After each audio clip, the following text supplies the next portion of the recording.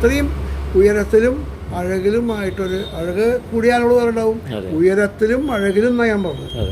അപ്പോൾ ഉയരത്തിനും പ്രാധാന്യമുണ്ട്, അഴകിനും കൂടിയാണ് വേറെ ഉണ്ടായിട്ടില്ല.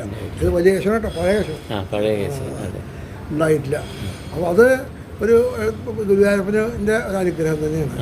ആ ആന 21 വയസ്സായിട്ടാണ്, 19 വയസ്സിലൊക്കെയാണ് വന്നത്. 21 1921 23 ജനനം എന്നൊക്കെ കേൾക്കുന്നത്.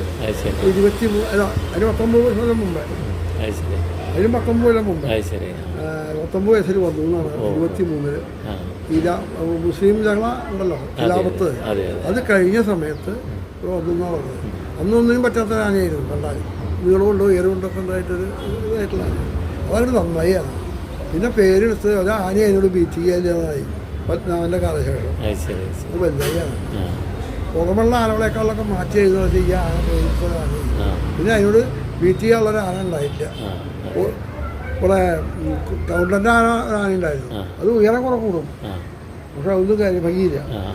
കാച്ചാങ്കൊച്ചി കേശം ഉണ്ടായിരുന്നു, ഭംഗിയിലെ കുറച്ചുകൂടി കൂടും കേശവനേക്കാളും കൂടും, പക്ഷെ അതിനും അപ്പോൾ ഉയരവില്ല. അപ്പം അങ്ങനെയുള്ള താരതമ്യേന ഗുരുവായൂരപ്പൻ്റെ കഴിവാണത്. ഇവിടുത്തെ വലിയ പഴയ കേശവൻ